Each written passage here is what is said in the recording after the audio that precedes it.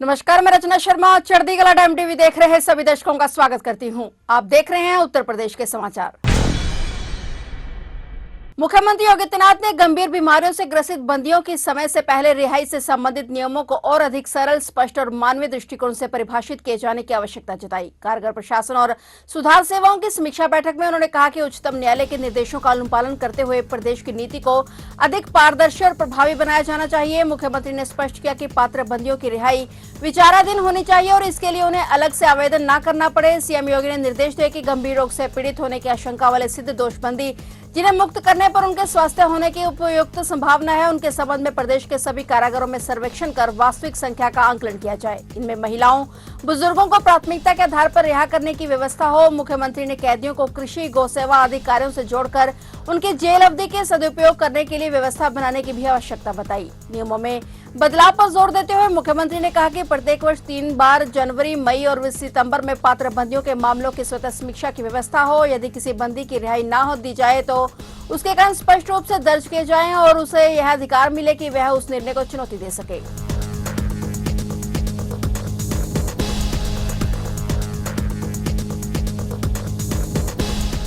संभल मस्जिद विवाद मामले में सुप्रीम कोर्ट ने साफ किया है कि जब तक यह तय नहीं हो जाता कि मस्जिद कमेटी की तरफ से दाखिल कौन सी स्पेशल लीव पिटीशन वैध है, तब तक कोर्ट का अंतरिम आदेश जारी रहेगा। अब ये मामला 2 हफ्ते बाद दोबारा सुनवाई के लिए लिस्ट किया जाएगा। मिली जानकारी के मुताबिक मस्जिद की इंतजामिया कमेटी ने इलाहाबाद हाईकोर्ट के उस फैसले को सुप्रीम कोर्ट में चुनौती दी है जिसमें हाईकोर्ट ने चंदौसी की एक निचली अदालत के विवादित स्थल के सर्वे के आदेश को सही ठहराया था। सुप्रीम कोर्ट में जस्टिस पदामी घंटम, श्री नरसिम्हा और जस्टिस आलोक राधे की पीठ ने याचिका पर सुनवाई की। कोर्ट ने रजिस्ट्री को निर्देश दिया है कि वह जांच कर रिपोर्ट दाखिल करें कि एक ही मुद्दे पर दाखिल दोनों स्पेशल लीव पिटीशन में कौन सी सही तरीके से और अधिकार पूर्वक दाखिल की गई है। ये रिपोर्ट आने के बाद ही आगे की सुनवाई की जाएगी। कोर्ट ने निर्देश दिया कि ये मामला 2 हफ्ते बाद फिर से लिस्ट किया जाए, तब तक के लिए अंतरिम आदेश बरकरार रहेगा।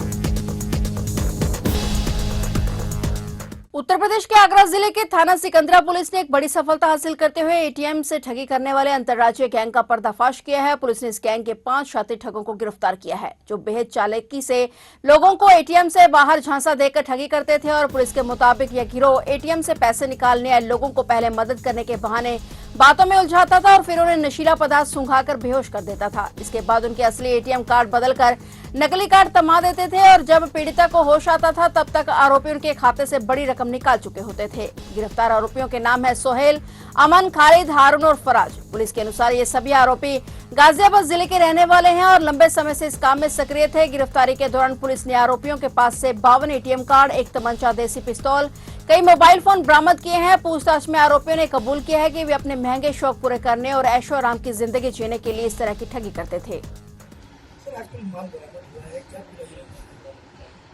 थाना सिकंदरा में एक तहरीर हमारे पास आई थी जिसमें ये पता चल रहा था कि एक एटीएम से जो पैसे निकालने के व्यक्ति से एटीएम एक्सचेंज करके उसके दूसरे एटीएम से पैसे निकाला गया था। तो ऐसी एक टीम की तलाश में हम थे। तो थाना सिकंदरा के प्रभारी निरीक्षक नीरज शर्मा और चौकी इंचार्ज नीलेश, इन लोगों की टीमों ने एक बड़े गैंग का पर्दाफाश कराया जिसमें हमें 5 अभियुक्त मिले। इनके तरफ से हमें 52 एटीएम कार्ड मिले हैं, एक गाड़ी, 2 तमंचे, 4 जिंदा कारतूस और 315 बोर बरामद हुआ है और इनके पास से 2 मोबाइल फोन भी हमारे पास मिले।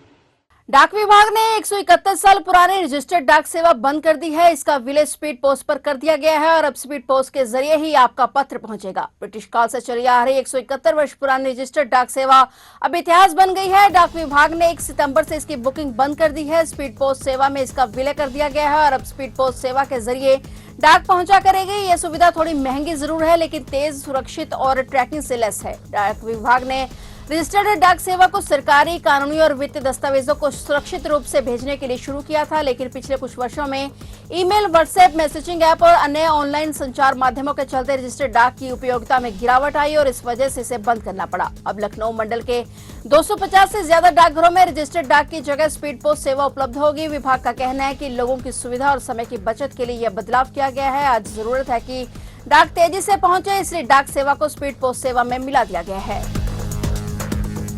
आगरा के थाना शाहगंज इलाके में एक घर में धर्मांतरण कराने की शिकायत पर पुलिस ने 11 लोगों को गिरफ्तार किया है। पकड़े गए लोगों में 5 महिलाएं शामिल हैं। आरोप है कि एक घर में धर्म सभा का आयोजन कर हिंदुओं को बुलाया जाता था। वहां देवी देवताओं की पूजा से दूर रहने के लिए कहा जाता था और इसके बाद गरीबी और शारीरिक कष्ट दूर होने का दावा किया जाता था। पुलिस ने करीब 1 महीने चली गोपनीय जांच के बाद यह कार्रवाई की है। भाजपा नेता सुनील करमचंदानी और घनश्याम हेमदानी ने उच्च शिक्षा मंत्री योगेंद्र उपाध्याय से इलाके में धर्मांतरण की गतिविधियों की शिकायत की थी। मामला पुलिस आयुक्त दीपक कुमार तक पहुंचा तो शाहगंज पुलिस हरकत में आई। पुलिस ने 1 महीने तक जांच की और इस दौरान महिला पुलिसकर्मियों को सादे कपड़ों में भेजा गया और पता चला कि शाहगंज के एक मोहल्ले में स्थित ये घर में प्रत्येक रविवार को धर्म सभा का आयोजन किया जाता है। इसमें समस्याएं पूछने के बाद दूर करने का दावा किया जाता था। इसके बाद धर्म परिवर्तन के लिए कहा जाता था। जो लोग तैयार होते थे उन्हें हर संभव मदद का आश्वासन मिलता था। पुलिस ने घर में दबिश देकर 5 महिलाओं सहित 11 लोगों को पकड़ लिया है।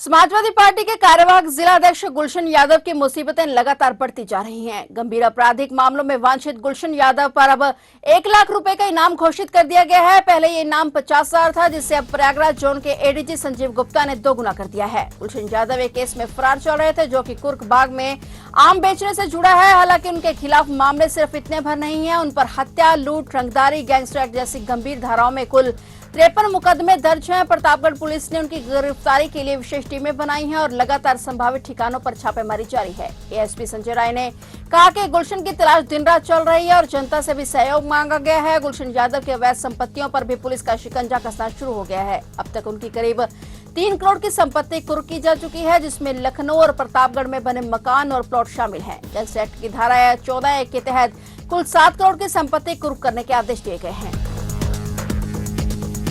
प्रतापगढ़ पुलिस की रिपोर्ट के आधार पर पीएस कुंडा से वांछित एवं फरार अभियुक्त गुलशन यादव, जो कि पीएस मानिकपुर का रहने वाला है, इसकी शीघ्र गिरफ्तारी के लिए एडीजी प्रयागराज जोन महोदय द्वारा 1 लाख रुपए का इनाम घोषित किया गया। यूपी के कानपुर में हुए कार चालक ऋषिकेश की हत्या के मामले में गिरफ्तार किए गए आरोपियों ने पुलिस के सामने रूह कंपाने वाले राज खोले हैं। आरोपियों ने बताया कि कैमरों को चकमा देने के लिए बिना नंबर के ई रिक्शा से शव को गंगा तक ले गए थे और हत्यारोपी पवन ने ई रिक्शे को जुगाड़ किया था और सनसनीखेज खुलासा करते हुए गिरफ्तार आरोपियों ने पुलिस पूछताछ में बताया कि कार चालक की हत्या के बाद उन्होंने एक ऐसे धड़ को ठिकाने लगाया। उधर पुलिस अभी फरार अन्य आरोपियों की तलाश में जुटी है, क्योंकि हत्याकांड को अंजाम देने वाले 4 आरोपी अभी भी फरार है। बताया गया कि शव को जिन बोरियों में भरकर गंगा में फेंका गया था, उसे डोनी लाया था और आरोपियों ने आगे बताया कि वह लाल बंगला केडीए कॉलोनी की अंदरूनी गलियों से होते हुए जाजमऊ गंगा पुल गए थे, जहां अंधेरे का फायदा उठाकर सिर और धड़ वाली बोरियों को पुल से नीचे फेंक दिया गया था। आरोपियों का कहना था कि ऋषिकेश ने दोस्ती में दगाबाजी की थी। आरोपियों में शामिल एक जिला बदर शातिर की बहन से उसके प्रेम संबंध थे और इसी कारण उसकी हत्या की गई। आगरा जिले के ढोंकी थाना क्षेत्र में ठगी का हैरान करने वाला मामला सामने आया है, जहां एक फर्जी बाबा ने महिला को पूजा कर सोने का कलश निकालने का झांसा देकर 16 लाख रुपए ठग लिए। पुलिस ने अब इस फर्जी बाबा को गिरफ्तार कर लिया है और उसके पास से 2,90,000 नगद और 5 मोबाइल फोन बरामद किए हैं। ढोंकी क्षेत्र के गांव में रहने वाली महिला की मुलाकात रितेश नाम के बाबा से हुई। महिला ने बाबा से अपनी परेशानी बताई और उसका समाधान मांगा और बाबा रितेश ने महिला को बताया कि उसके घर की जमीन के नीचे सोने का कलश दबा है, जिसे निकालने के लिए पूजा करनी पड़ेगी और इस झांसे में आकर महिला ने बाबा को धीरे धीरे करके 16 लाख रुपए दे दिए, ताकि वह पूजा पाठ कर सोने का कलश निकाल सके। बाबा ने महिला के घर में पूजा पाठ और खुदाई शुरू कराई। खुदाई में एक पीले रंग का धातु वाला कलश निकला, जिसमें मोती जैसे दिखने वाले पदार्थ भरे हुए थे। जब महिला उस कलश और मोतियों को लेकर सुनार के पास जांच कराने गई तो पता चला कि कलश भी नकली है और मोती भी प्लास्टिक के हैं। जब महिला को धोखाधड़ी का पता चला तो उसने बाबा से अपने पैसे वापस मांगे। बाबा ने पहले महिला को धमकाया और फिर कुछ दबाव बनने पर 8 लाख रुपए वापस लौटा दिए और बाकी के 8 लाख लेकर फरार हो गया। अब पुलिस ने बाबा रितेश को गिरफ्तार कर लिया है। देखिए, विगत कुछ दिनों में डॉकी पुलिस के पास शिकायतें प्राप्त हुई थी, जिसमें उन्हें बताया गया था कि एक व्यक्ति जो कि जमीन से सोने का कलश निकाल के बताता था कि यार इस पर्टिकुलर घर में कलश है, इसमें सोने की आपको सामान मिल जाएगा, और उसके बदले में फिर वो ठगी करते हुए उनसे कैश ले लेता था। जब जिसको वो सोने की बिस्किट्स या सोने की माला जब लोग लेके जाते थे सुनार के पास कि उनके घर में कलश से सोने की माला निकली है, तो वो नकली पाई जाती थी। इसी क्रम में डॉकी पुलिस ने एक अभियोग पंजीकृत किया और अभियोग पंजीकृत करके जब उन्होंने इसकी विवेचना की, इसकी तफ्तीश की, तो उन्होंने पाया कि यह व्यक्ति फ्रॉड कर रहा है और एक व्यक्ति इसमें रितेश नाम के व्यक्ति की गिरफ्तारी की। इससे जब इसमें विस्तृत तरीके से पूछताछ हुई तो इसने एक्सेप्ट किया कि ये लोगों को धोखा देते हुए, टप्पेबाजी करते हुए बेवकूफ बनाता था और गांव के भोले भाले लोगों को ठगते हुए उनको नकली सोने की माला देता था। बाद में जब वो ये लोग इस चीज को चेक कराते थे तो वो नकली मिलती थी और तब तक वो ठगी करके दूसरी जगह पे पहुंच चुका होता। सर कितनी बरामदगी हुई है और कितने लोगों से ठगी हुई है? देखिए अभी इसमें एक मुकदमा दर्ज किया गया है जिसमें एक व्यक्ति से को इसने 16 लाख रुपए उससे ठग लिए थे और एक सोने की माला दी थी जिसकी बरामदगी वगैरह भी हुई है। वो किताब भी बरामद हुई है जिसको ये काला जादू या भारतीय जनता था कि इसके बल पर ये कलश बरामद कराता है और उसी के आधार पे बाकी लोगों की भी तलाश की जा रही, क्योंकि ऐसा उस महिला ने बताया है कि इसने कई लोगों के साथ ठगी की है।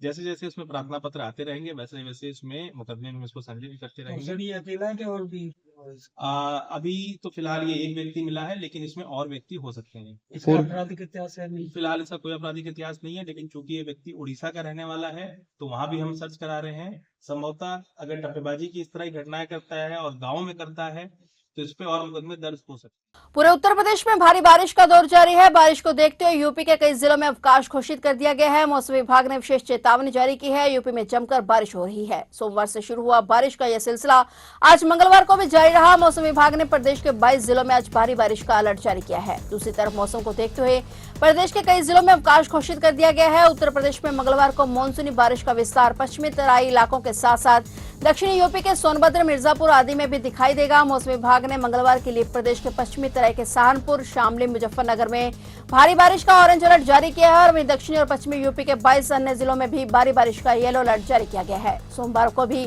पश्चिमी तराई के सहारनपुर, शामली, मुजफ्फरनगर, बिजनौर, रामपुर, बरेली, पीलीभीत में भी बारिश हुई है।